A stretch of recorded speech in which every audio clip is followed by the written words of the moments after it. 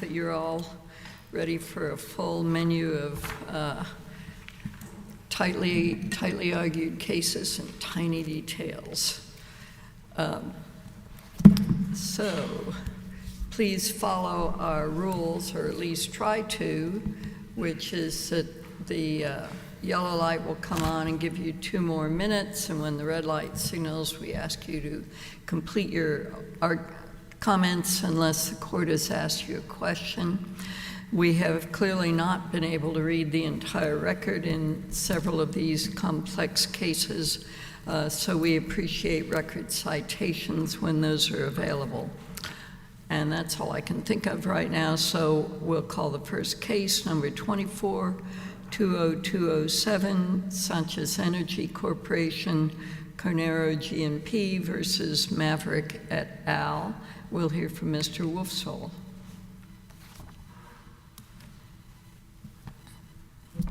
Thank you, Your Honors. May it please the Court.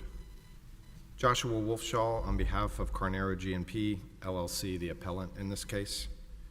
Your Honors, my client is asking this court to reverse the lower court's adjudication of my client's state law claims that arose 18 months after confirmation of the debtor's reorganization. The volume is kind of low. Is there any way at least you need to speak into it? Is that a little bit better, Your Honor? That's helpful. Apologize. My client's asking this court to reverse the lower court's adjudication of my client's state law claims that arose 18 months after confirmation of the debtor's reorganization plan. The appellant believes that the bankruptcy court's judgment extended far beyond the limits of bankruptcy court jurisdiction, that it deprived my client of state law remedies against non-debtors, and that it allowed the reorganized debtors and 5 non-debtors to cleanse their post-confirmation breaches by characterizing them as being effective as of the date of confirmation. Now, Your Honors, I'm going to ask that the court focus on 4 key principles under the plan and the bankruptcy code that we don't believe the appellees can escape. The first is that non-debtor contracts are not executory contracts, not under this plan and not under the bankruptcy code. The second is that contracts that didn't exist as of confirmation cannot be executory contracts. Cannot be. Say that again. Executory contracts, Your Honor. Not under this plan and not under the bankruptcy code. And third, this plan could not and did not bar claims against non-debtors. As this court is well aware, bankruptcy law is not intended to protect non-debtors, and that's consistent with this court's recent opinion in the Highland Capital case, as well as the Supreme Court's Purdue Pharma decision last year. And the fourth is that protections provided to reorganized debtors is not infinite, and it cannot extend to post-confirmation transactions that have nothing to do with the implementation and the execution of a Chapter 11 plan. Your Honors, Carnero is not challenging the plan itself. What we are challenging is the lower court's interpretation of the plan. As we interpret the plan, there is no way that it bars my client's claims. And because it doesn't bar my client's claims, my client had no obligation to object to the plan, and its failure to object to the plan should not in any way bar claims that arose 18 months after confirmation. And absent being barred by the plan, Your Honors, there is no other bankruptcy jurisdictional link to these cases, or to this case, and therefore we believe that the bankruptcy court should have remanded or abstained from hearing this case. Your Honor, I'm going to focus primarily today about jurisdiction. I know, well, at some point, yeah, jurisdiction is good, but why did their argument is that you agreed to a plan provision that said they would attempt to reject many of these agreements, and I don't see that there was an alternative if they didn't, but supposedly they weren't able to reject the agreements, and therefore, as a matter of necessity, they had to go into a plan B, literally. That's correct. All right, so why isn't that an extension of the plan for all practical purposes? Because, Your Honor, I think it glosses over what really happened. So the plan provides that they had the ability on a post-confirmation basis to designate assumption or rejection of executory contracts. And the plan defines executory contracts. And I want to make it very clear that the complaint that we have on file is not complaining about anything under an existing executory contract that got assumed. And we're not complaining about the fact that they did it post-confirmation. Those are the mechanisms set up in the plan, but I think that the court has to read the record closely and read the plan to understand what they are doing. And look, the lower courts did it too. They're glossing over a transaction and calling it sort of a restructuring that somehow relates back to the plan. The plan says nothing about the concept of the entry into new agreements or a settlement agreement like the MSA. Well, what was contemplated, I mean, for the sake of argument, what was contemplated by this initial fact that Carnero supported the idea they would try to reject? In other words, that necessarily implies that there was something too costly in the original agreements that had to be reduced for the debtor to remain, think it remained viable, right? That's correct, Your Honor. But the alternative to them doing what they did under the plan initially, or at least in connection with the effective date of the plan, which was the deal with my client, was that they could assume the executory contracts. But they did much more than that. So that's the distinction I'm trying to make, Your Honor. They said that these new I understand that quite well, but they said that these new contracts were restructuring and lowering the costs of these of these pre-existing agreements. Is that correct or not correct? That's correct, Your Honor. It did lower the costs. It did lower the cost. Okay. But my client's contention is that was a post-confirmation act. The debtors had emerged from bankruptcy. The only tie to the plan in the bankruptcy case was the fact that they were utilizing the assumption and rejection mechanisms under the plan that would have allowed them, if they desired, to force the counterparties to accept that they were assuming an executory contract. But the debtors were operating. They were out of bankruptcy. They were utilizing one mechanism to help negotiate over these executory contracts. But the agreements themselves, the MSA that we complain about, it was not enshrined in the plan. It wasn't noted in the plan. If the court looks at the conditions precedent to confirmation, to the effective date of the plan, which is substantial consummation, there is nothing. There's 7 things listed. There's nothing that says anything about we have to get a deal with our midstream providers. We have to have this settlement that isn't in existence yet. So there's nothing that puts any party on notice that that's something that is required in order for the plan to go effective. And in fact, how about the disclosure statement? The disclosure statement, I've reviewed it. It's been a while, Your Honor. I don't think that the disclosure statement discloses anything about it. And so what you have is a post-confirmation reorganized debtor that is operating its business, that has really almost no court oversight. Really, the only thing that they were using the court for was to litigate over the assumption and rejection issue. Those were adversaries in which my client was not a party. And so the bankruptcy court was overseeing that process, but the bankruptcy court was not overseeing the debtor's exercise of its business operations. In fact, if you look at the transcript of the hearing when they came before the court on less than 2 hours' notice to ask the court to enter an agreed stipulation between the parties, they said, look, Judge, we don't need authority for this. The plan gives us the authority to do this stuff post-confirmation. You're saying that was the December 21 hearing? That's correct, Your Honor. So I think that the court, in analyzing this, has to kind of pull apart the way that the discussion of this glosses over and refers to this as a capitalized defined term, midstream restructuring. There's no reference to a midstream restructuring in the plan whatsoever. And so while the debtors did actually effectuate some assumptions of executory contracts, that is not what my client's claims are based on.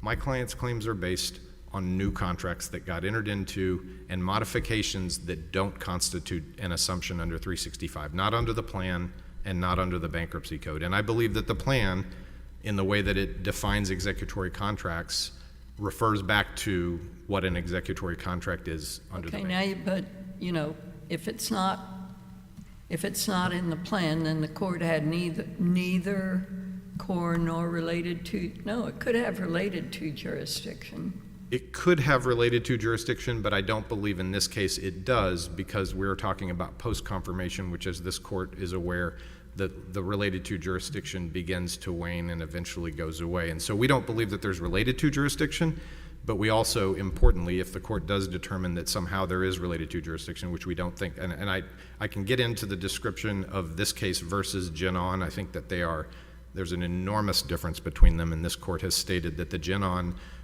decision lives at the limits of post-bankruptcy jurisdiction. But even if there is jurisdiction, I think, going to your point. How come you didn't cite the opinion that I wrote in Chesapeake Energy?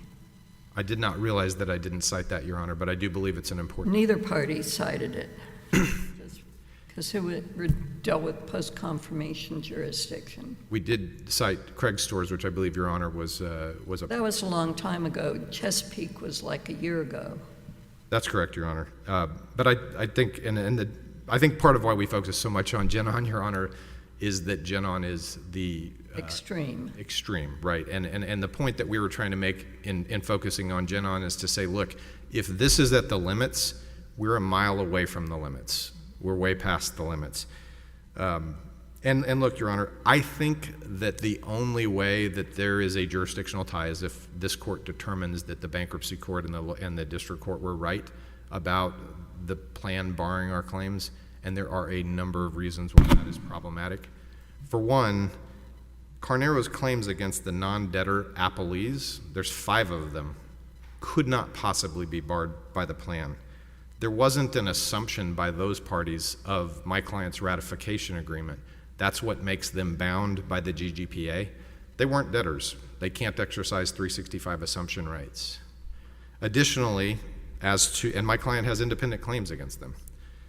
Additionally, as to the December 2021 MSA transaction, while the debtors tried to characterize that as an assumption and backdate it to the confirmation date, and we have a number of reasons why we think that's not accurate or correct, that certainly couldn't happen with respect to non-debtors, Your Honors, because non-debtors don't have the ability to exercise 365 rights.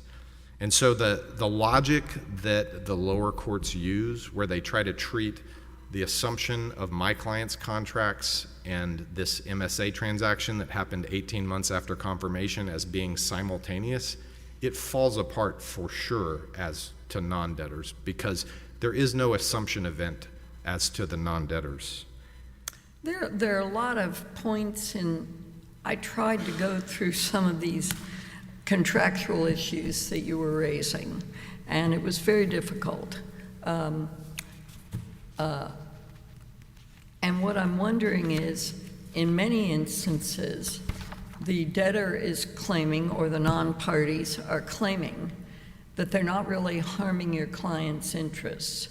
And therefore, I would appreciate it if and they had certain textual references and so on, so I haven't been able to plumb this completely myself. Just how is your client being hurt by these restructuring agreements?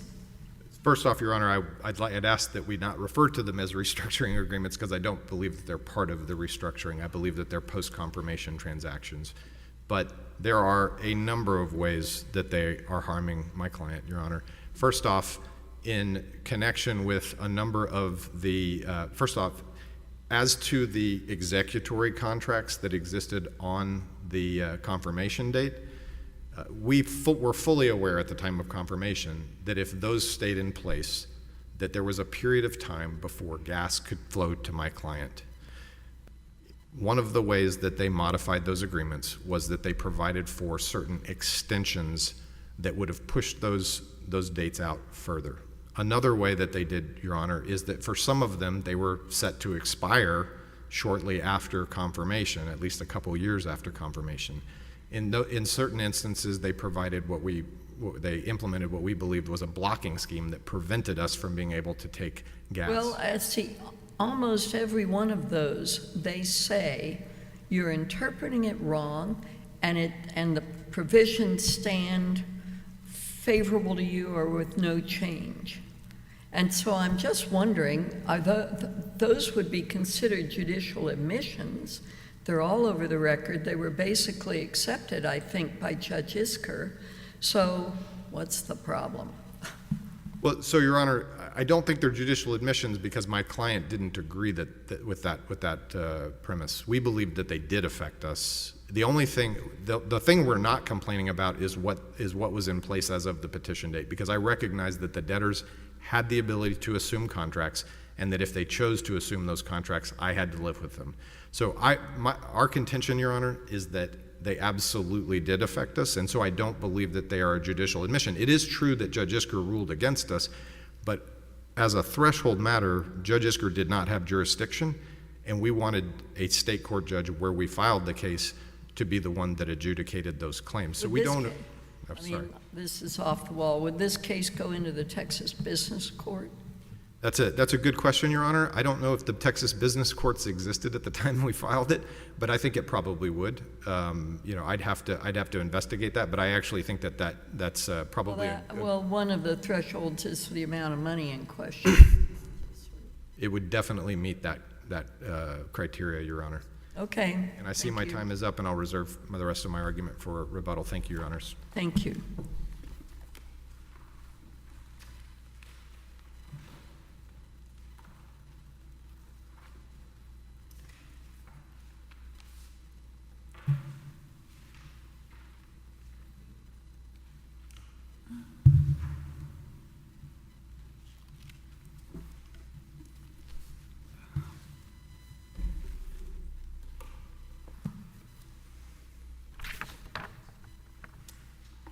Good morning, Your Honors. Mark Stancil for the reorganized debtors appellees. And unless the court has specific questions for the other appellees, I'll be presenting argument for everybody today. So you're representing the debtors, but not the non-debtors? Yes, Your Honor, but we've agreed that unless the court has a question specific that I can't answer on behalf of what we call the WIPs, the working interest parties, that I'll be presenting argument. So I think it would be helpful, if I may, to explain why we have the admittedly unorthodox feature of this plan that allows for significant. Many plans that came before Judge Jones ended up with unorthodox features. I certainly take no position on that, Your Honor. Let me tell you what was going on here in the spring of 2020. The company was in a catch-22. It could not even afford to stay in bankruptcy court. The fee burn was killing it. This was during the time when oil briefly had a negative value, and so they couldn't afford to stay in bankruptcy, but they also needed to restructure the cost of their midstream processing agreements. But they couldn't stay long enough in bankruptcy to fight the primary midstream and fight that rejection fight. So this plan offered a way out of that catch-22. And that said, let's postpone until after confirmation and the effective date the major assumption rejection fight. And I do want to come. How much of the producing capacity or interests of Sanchez, then Mesquite, did this series of agreements involve?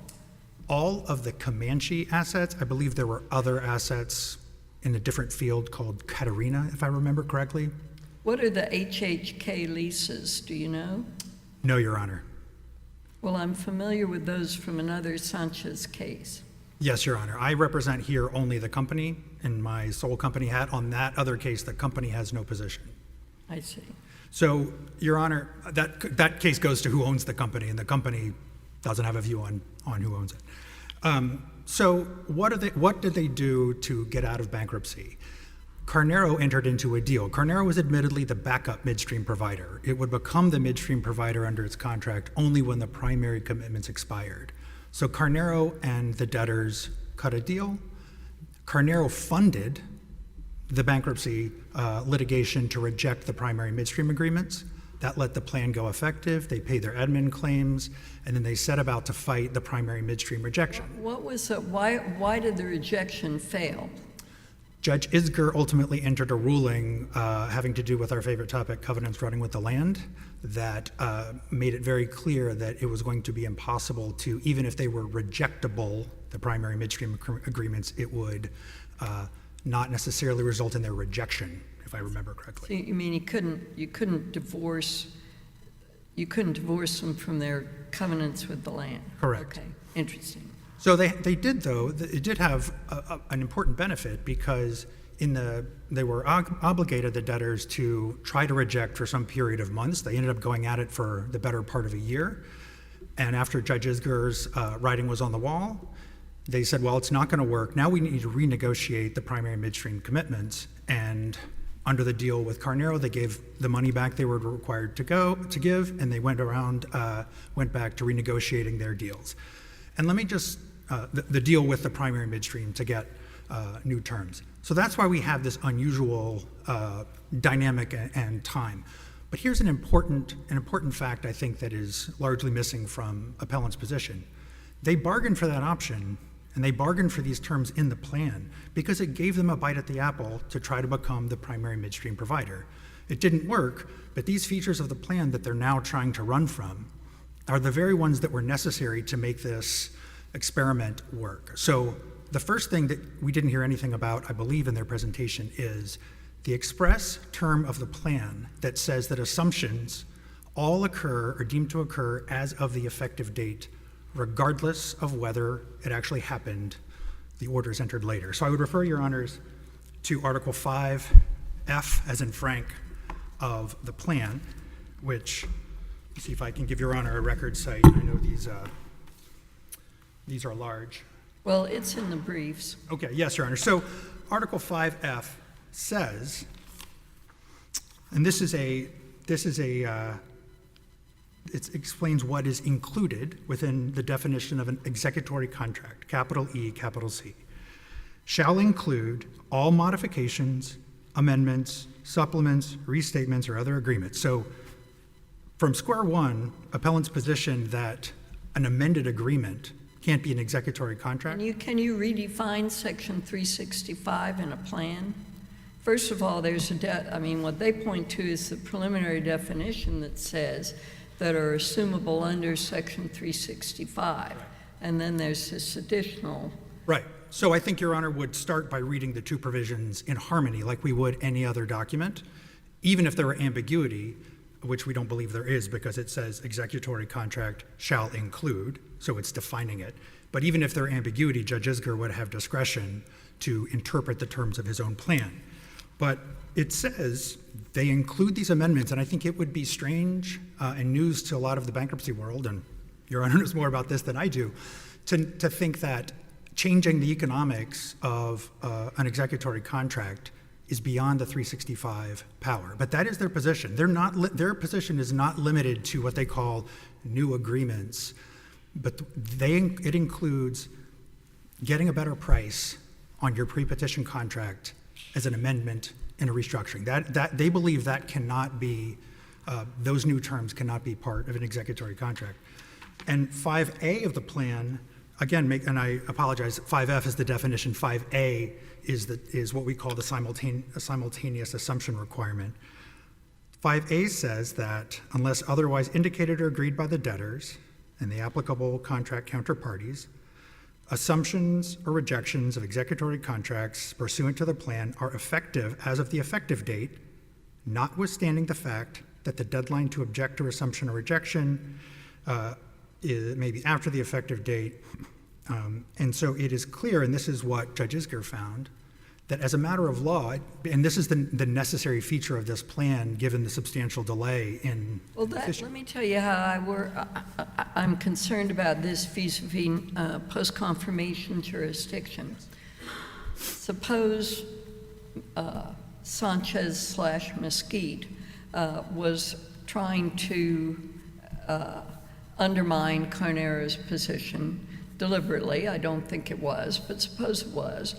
And it comes and it puts these provisions in the plan, and then it basically says we're not going to pay any attention to the secondary midstream at all. And so it just sort of cancels If this plan worked out the way you said it did, then Carnero would have no solution here. You're saying it would have all sprung out of the plan, and therefore it's all okay. No, Your Honor, that's not our position, and this is an important feature of Judge Isger's plan. If that hypothetical, and there's no conflict between the agreements they object to and the original, but leave that aside. If there were clear conflict, let's say that we extended the primary midstream commitments by 30 years or something, which we wouldn't have done. They could have come in, and Judge Isger found this explicitly, they could have come to Judge Isger's court and objected and said, Objected when?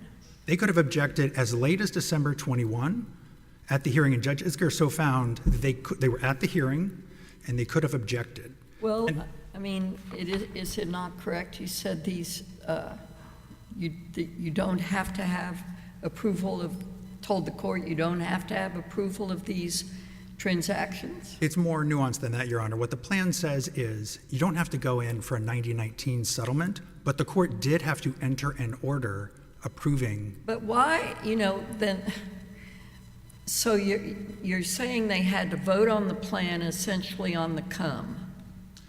Because the plan deliberately postpones what to them, or some other party, is a very significant event in the plan. And it provides one alternative, but it doesn't provide other alternatives. And so the potentially objecting party has no idea what the end game is going to be. And they're now barred by the plan? No, Your Honor, let me be very clear. Well, that's what the court said, and that's what you argued. Respectfully, I don't think that's what Judge Isger's opinion said, and if he did, I think you could correct it and still affirm. Let me tell you why. Because Judge Isger had this simultaneous assumption device works both ways. So if, let's say, again, assume that there's some fundamental conflict between the primary midstream amendments and the GGPA, their contract. They show up in December 21st. All Carnero needs to do is say to the bankruptcy court, how are you going to assume their contracts that would put them in simultaneous breach of mine? I'm looking at this plan provision that says everything is assumed simultaneously as of the effective date. You can't have two contracts in conflict. And Judge Isger, as he found, he would have entertained that. But let me go back. There's a factual premise embedded in Your Honor's question as well, which is how could they have known? They don't mention it in their briefs. We've mentioned it, but I want to just draw specific attention to it. In the summer of 2021, after the rejection efforts had failed, and we started negotiating with the primary midstream on a better deal for us, they sued us. This is not the case that ultimately is here. This was suit number one. They sued us in Texas State Court in July 31st, 2021, and they said they're negotiating with the primary midstream providers. That negotiating, we believe they are violating our rights. We removed that to Judge Isger's court, explaining that they're basically trying to prevent us from exercising our Section 365 powers. And Judge Isger said at a hearing, you're saying they have to reject these agreements. That seems clearly within my jurisdiction. Mr. Wolfshohl said, no, that's not what we meant. We'd like to amend. They didn't amend. They withdrew their complaint. So the premise that they had no idea what was going on is false. They knew enough to sue us in July. Well, it doesn't matter if they know what's going on. It's all the devil's in the details. Absolutely, Your Honor. They're very difficult to figure out for a person who's been away from oil and gas. I'm swimming in oil and gas doesn't help much, but I will say they knew enough then. But then also, in October of 2021, this is 2 months before this hearing, there's a status conference where they said, we've reached an agreement with principal on these agreements. They don't ask to see the agreements. They're lying in wait. And then we have the hearing, and I would point Your Honors to a list of attached agreements. It lists 18 midstream agreements. 7 of them are specifically designated as amended agreements. So we're in court, and they could have said, we need more time. We want to review the contracts. They could have said any of these things, and Judge Isger would have had jurisdiction to say, wait a second, to my side. He could have said, how can we have simultaneous assumption of primary midstream agreements in the GGPA if they're in conflict? And this is an important point. So let's say the shoe are on the other foot. Let's say that the primary midstream parties wanted to come in and say, after the assumptions are ordered, they could have come in and said, well, we don't like this term in the GGPA that you've agreed to as an assumed contract with Carnero. That violates my primary midstream agreement that you agreed to in December of 21. Judge Isger would have said the same thing. What's good for the goose is good for the gander, because the simultaneous assumption means if you have a problem between on the face of the agreement, and this I want to come to the jurisdictional question because I think this goes to the core. If you think that the act of assuming these two agreements as of the same day in bankruptcy court puts the two in conflict, you have to put up your hand. And so to your honors, two questions I feel like I haven't gotten to yet. One is, could they agree to expand the definition of 365? I think the short answer is absent objection, they probably could and be bound by the plan. I think that it would be basically they waive or forfeit an objection. Do they have the authority to agree to something over an objection? I don't think so, but I don't think the court needs to get there because they agreed to the definition of an executory contract. Well, you know, that sounds suspiciously like the agreements that parties used to reach with their typical back scratching to exculpate the debtors, insurers, and executives and directors from liability. And Purdue Pharma didn't like that. Yes. And yes. And that would... so how does your scenario differ from A, as to non-debtor parties, and B, as to the ability of parties to basically modify the code in a plan? Because the parties here, fundamentally different from Purdue, agreed to it. Purdue is about non-consensual releases. Excuse me, but Yes, I held a long time ago, and everybody in the Fifth Circuit and most of the bankruptcy courts, many of them ignored it. But you could not have these back-scratching agreements where you exculpated non-debtor parties in a plan, 524. You can't get around it. I don't understand. That's the way I read Purdue. Maybe I'm wrong. No, Your Honor, I think you're right, but I think that is as to a party that isn't part of the deal. So if I agree not to sue a director, a third party, in the plan, and I sign up to a plan that says I release my claims, that's absolutely fine before, during, and after Purdue. And that is our position here, and that's what Judge Isger found this plan means. Is there any limit on what the parties can agree to in a plan with respect to the bankruptcy court's continuing future post-confirmation jurisdiction? Is Yes. there any limit, and what is it? It would be matters that under Craig Storrs and Genon do not affect the implementation of the plan. So I do want to... But could the parties agree that with respect, say there's 10 parties within these midstream agreements, could they say, we agree that the bankruptcy judge will have perpetual continuing jurisdiction over our contracts in this area? Right, so just these are party, and so whatever we negotiate, they're going to go to the bankruptcy court for approval. What would be wrong with that under your theory? Because you can't confer related to jurisdiction. We're still tethered to the text of 1334. I thought you said we could agree to a definition outside of the scope of a statutory definition of an executory contract. We're talking about two slightly different concepts, Your Honor. Mm-hmm. We could agree that such and such will be treated as an executory contract, and if nobody objects to that, the party who supports that plan is a stop from saying this isn't an executory contract. But that's different from conferring subject matter jurisdiction that is by definition something that the parties can't themselves create. I agree with you on the latter legal point, but I don't understand the distinction you're trying to make. If we're going to say, Judge Isger, you get continuing jurisdiction perpetually over this concept of executory contract, looks nothing like what the code says. Why in the world would he not be able to do that? So suppose they had said in an executory contract, we agree that everybody agrees you have to cure defaults, and we agree that the default amount is $100. Mm-hmm. But you look at the law, and it's clear the contract is clear as day that the default amount is actually $1 million. Mm-hmm. Parties could certainly agree. We agree it's going to be 100, and it's not in terms of stopping a party from taking a contrary position. It is not. That's not different. They're not changing the law, but it can't confer subject matter jurisdiction on a court. That's up to Congress. And to that test, in Genon, did Genon and Craig Storrs say, does it undermine a fundamental compromise of the plan? And perhaps this is what Your Honor was getting to as to what the quantum of hydrocarbons is. Yes, indeed. It is massive, Your Honor. And Judge Isger found that You can't have these molecules. Yeah, Pardon me, yes. Go ahead. Well, you can't have these molecules. This is what this lawsuit is the gas that's coming out of the Comanche field, which is substantially the value of this entire company, is, as their lawsuit would have it, there's a hypothetical V in the pipeline, and as they have it, it has to go both ways. It is bound by their contract to the GGPA, to them, and it is bound to go to the How primary. much benefit did the debtor get out of these renegotiated contracts? I don't think there's anything in the record on quantum, Your Honor, but my understanding is it's substantial. There's no way they could get out of, they have, for example, covenants running with the land with the Springfield gathering people. So until they can reach a commercial arrangement with the Springfield gathering system, they're stuck, and you can't renegotiate terms and get better economics.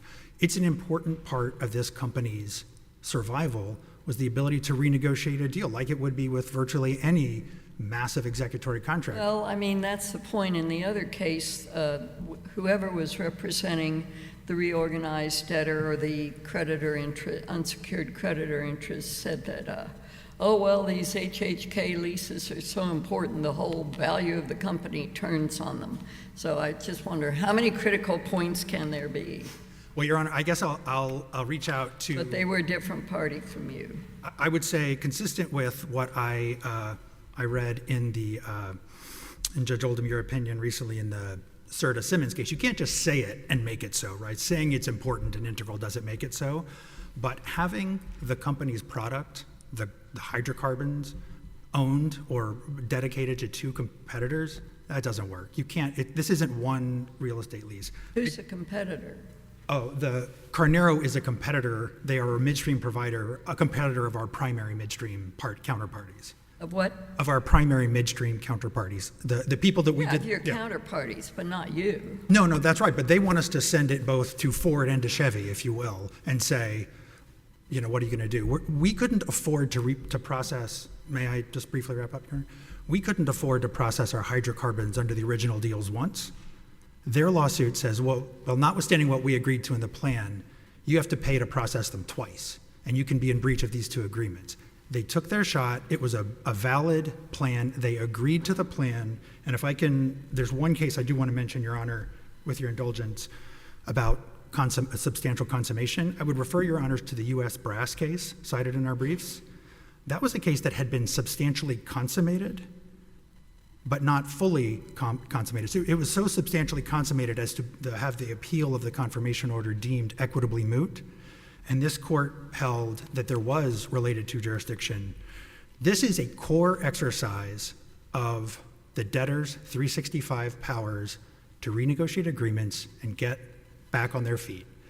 When a party is exercising their core 365 power, it is a core matter under the bankruptcy court's jurisdiction, and if they didn't like that, they should have said something way earlier instead of lurking in the weeds and trying to take what is essentially a collateral attack on the bankruptcy plan and the restructuring to state court and throw this company back into chaos. The court has no further questions. Okay. Thank you, Your Honors.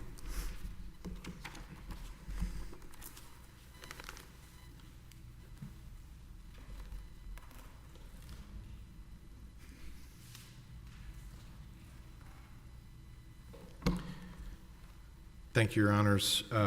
Going to something that Mr. Stancil said about just because you say it's true doesn't mean it is true.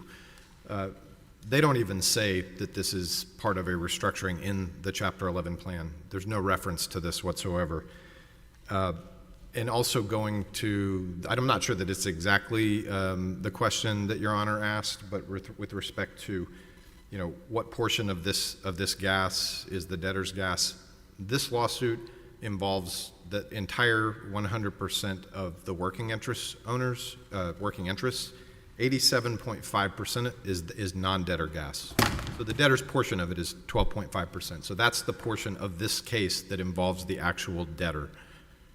And again, a lot of what Mr. Stancil said was talking about the post-confirmation survival and success of the reorganized debtors. And I think this court's prior jurisprudence makes it clear that that's not enough to create a jurisdictional tether. I want to talk for a second about the stipulation, which Mr. Stancil talked a lot about. The stipulation and agreed order, Are you talking about December 21? that's correct, Your Honor. If Your Honors look specifically at the stipulation, it specifically says that it is between the parties to the stipulation. It says that at the beginning. So that is not a document. It was not purported to be binding on any other party. It states by its terms that it's between the parties to that agreement.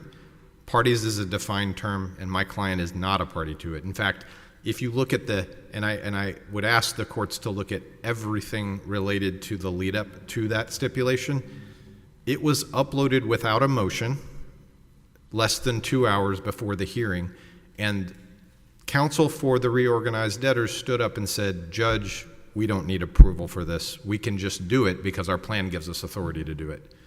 And Judge Isker even said, "Hey, I want to make sure that this provision doesn't bind third parties," and so he interlineated a modification to it. But the assurance was made not only because the document itself, if you look at it, is clearly as between those parties, but Judge Isker got comfortable entering it saying, "Hey, this is a bilateral agreement. It's not something that you're trying to bind third parties because you haven't filed a motion." Now, was it bilateral or was it multilateral? Multilateral is a better word for it, Your Honor. I apologize, but it wasn't. It didn't extend to the parties that were not actual parties. Why was your client there? My client was there because the document got uploaded and we appeared by video at the hearing, and in addition to very quickly reviewing the stipulation and seeing that it was as between the parties to the stipulation, and importantly, didn't reference any new agreements other than a passing reference to the settlement agreement, which wasn't attached. The only thing it references and when it talks about the concept of assumption as of the confirmation date, are debtor contracts. And debtor contracts that we're not suing to say that the assumption of those contracts is a violation of our rights. So you have a stipulation that by its terms says it's as between the parties. You have counsel for the debtors standing up in court on less than 2 hours' notice with no motion or anything suggesting that it's in any way binding on other parties, saying, "Judge, this is being done pursuant to the plan." Well, my client looks at the plan and says executory contracts is defined. If they assume as much as we didn't want them to assume those executory contracts, I'd ask the court to look at our complaint. We're not complaining about anything that was in an agreement that existed. So you look at it on its face, it's between those parties. It doesn't involve any new contracts. It doesn't ask the court. This is something that I think if you read the appellee's position, they suggest that Judge Isker approved the settlement. He did not approve the settlement. It's not attached to the agreement, to the stipulation. There's a passing reference to it. Judge Isker didn't approve it. And when they talk about the time leading up, and I don't think this is really relevant, but I just want to make it very clear to the court, we had been in negotiation for months trying to get the agreements so that we could see what was going on. And we were being blocked based on confidentiality. So we were not sitting on our hands. I realize that that's a factual issue, but I just want to clarify that that was not happening. We were asking. I mean, if this, I know a bunch of these documents are under seal, and if Springfield is Carnero's competitor, it would make sense that. That's correct. I mean, I understand that the reason for confidentiality may have been that, but I'm just saying we were trying. So, I mean, the concept, when Mr. Stancil stands up and says Carnero was sitting on his hands laying behind the log, that's not true at all. We were trying to get the agreements. And when we were presented on almost no notice with a stipulation that was as between the parties and only referenced old executory contracts, well within our right to say that doesn't affect us. And I don't even think procedurally it could have impacted our rights because it wasn't, we don't believe it was pursuant to the plan.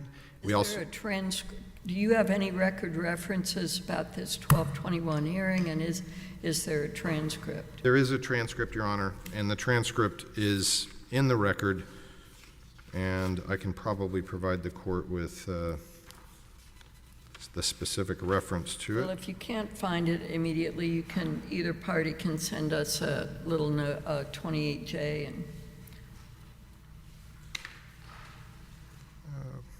it's okay.